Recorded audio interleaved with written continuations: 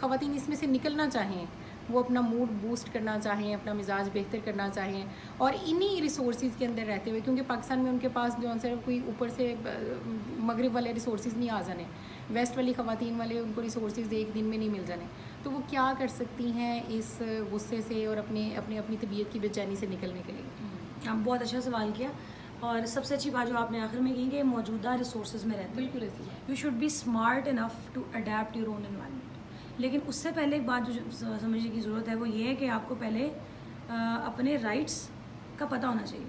اب میں بالکل نہیں کہہ رہی کہ آپ اس انوائرمنٹ میں اڈیپٹ کر جائیں جہاں پہ آپ کو ڈومیسٹک وائلنس کیا جا رہا ہے یا آپ سے ساری خدمات لی جا رہی ہیں اور حقوق نہیں مل رہے ہیں. میں ان کے لیے یہ بات نہیں کر رہی, یہ بالکل علیحدہ کیٹیگری ہے.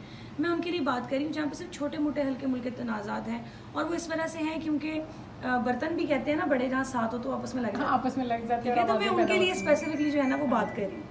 تو اب اس میں جو ہے نا دیکھیں, آپ کو اپنے انوائرمنٹ میں رہتے ہوئے کس طرح آپ نے اسی انوائرمنٹ کو اس طرح کا بنا لینا ہے کہ وہ چیز آپ کے لیے تکلیف دہ نہ رہے. اور اگر تکلیف دہ, ہم سائیکالوجی میں بھی نا جب ہم تھیراپی دیتے ہیں نا یا کاؤنسلنگ کرتے ہیں, ہم پیشنٹ کا ماحول نہیں بدل سکتے. ہم اس کی زندگی کو جا کر ہم اس کی تھیراپی کرتے ہیں تو ہم یہ نہیں کرتے کہ اس کو کہیں کہ تم اپنی ساس سسر کے ساتھ یا ماں باپ کے ساتھ پرابلم ہے تم کے ساتھ رہنا چھوڑ دو.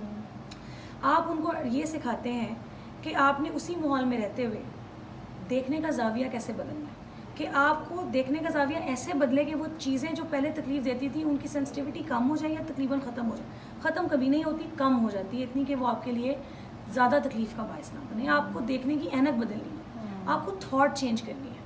ٹھیک ہے, تو ہمیں تھاٹ چینج کرنے کی ضرورت ہے سب سے پہلے.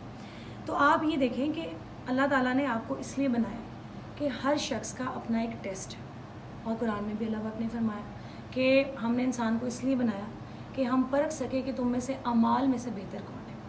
ہر شخص کی اپنی فائٹ اور ہر شخص کی اپنی ایک ٹرائل ہے. اب آپ کی ٹرائل کے اندر آپ کی جو ذمہ داریاں یا آزمائشیں یا مصیبتیں آ رہی ہیں ان کے اندر آپ نے ان کو دیکھیں. سب سے زیادہ آزمائشیں اللہ کے نبیوں پہ ہوتی ہیں جو اللہ کے سب سے پیارے تھے. نبی پاک صلی اللہ علیہ وسلم جو ہے والد کا پیار نہیں لیا, والدہ سے پیار لینے کی عمر میں وہ فوت ہو گئی, دادا کا پیار یتیم رہے.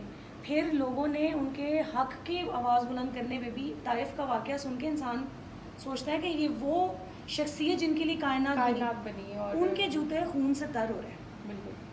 آپ کے میرے ساس بہو کے یا جاب کے جھگڑے کیا ہیں اس کے سامنے؟ اگر ہم اس پیٹرن پہ اگر ہم اور ہمیں سوچنا ہوگا نا اس پیٹرن پہ, ہمیں یہ دیکھنا ہوگا کہ اللہ کے سب سے پیارے لوگ جو اللہ کے دوست تھے, حضرت ابراہیم کو کون سی جو ہے وہ آزمائش میں اللہ نے نہیں ڈالی. آپ یا میں اپنے بیٹے کو ذبح کرنے کے لیے نیچے رکھیں گے, آگ میں کودیں گے چاہے جتنا مرضی ایمان ہمارا ہو. اس کرنٹ دور میں نہیں کریں گے کام, تبھی تو خلیل اللہ بنے. اب آپ دیکھیں گے آپ کا چیلنج ان سے بڑا نہیں ہے, آپ نے پہلے ایکسیپٹ کر لیا. اب آپ نے زیادتیاں نہیں ہو رہی ہیں, ڈومیسٹک وائلنس یا وغیرہ نہیں, وہ کیٹیگری نکال دیں. اب آپ نے اپنے موجودہ مسائل کے اندر کس طرح رہنا ہے. How to become the source of your own happiness. Acceptance. God grant me the serenity to accept the things which I can not change, the courage to change the things which I can, and the wisdom to understand the difference. کون سی چیزیں جو میں نہیں بدل سکتا accept کریں, کون سی چیزیں مجھے بدلنی چاہیے, اپنے لیے مجھے چارج لائف کا لینا چاہیے, کھڑے ہو جائیں, حوصلہ کریں, کھڑے ہو جائیں ہمت سے. اور پھر یہ عقل, یہ وزڈم کہ یہ میں اس کے لیے کھڑا نہیں ہو سکتا اور اس کے لیے کھڑا ہو سکتا ہوں, یہ وزڈم اس ڈفرینس کو سمجھنے کے لیے اللہ سے یہ مانگیں. اور اگر آپ کو ایک بات یہ ڈفرینس سمجھ آ جاتا ہے, پھر آپ اپنی خوشی کا باعث کیسے بنیں اسی زہریلے ماحول میں, اسی ٹاکسک انوائرمنٹ کے اندر. چھوٹے چھوٹے کام کریں جن کو ہم فار گرانٹیڈ لیتے ہیں. واک پہ جانا فار گرانٹیڈ. اب لوگ کہیں گے کہ جن کے چھوٹے گھر ہیں, کالونیاں نہیں ہیں, پارکس خواتین کے نہیں بنے, کہاں واک کریں. آپ اپنے کانوں میں نا کوئی اچھا سا میڈیٹیشن میوزک لگائیں, یا آپ قرآن کی تلاوت, جو چیز آپ کو سکون دیتی ہے. آپ رات کو جب سو جائے نا, ننگے پیر تھوڑی سی کھلی مٹی والی جگہ پہ یا گھر کے اندر 15 سے 20 منٹ واک کریں. واک کریں, آپ ایکسرسائز کریں, بڑی ہلکی پھلکی ایکسرسائزز, وہ آپ کا موڈ کو فریش کر دیتی ہیں, بوسٹ کر دیتی ہیں. گارڈننگ کریں. سب سے فار گرانٹیڈ پاکستانی اس بات کو لیتے ہیں, مٹی سے کھیلنا, مٹی کے ساتھ آپ کا جو کنیکشن ہے نا وہ آپ کے ایگریشن کو, آپ کے غصے کو کم کر دیتا ہے. آپ کے پاس بہت بڑی جگہ نہیں ہے, لان نہیں ہے, آپ اپنی چھت کے اوپر 3 گملے رکھ لیں, ایک میں موتیا لگائیں, آپ کو خوشبو آئے, ایک میں آپ مرچیں لگائیں, ٹماٹر لگائیں. نہیں اب کچن گارڈننگ میں تو خواتین کافی لیکن نہیں کہہ رہی نا خواتین, جو ہماری بہت بڑی تعداد ہے وہ نہیں کرتی.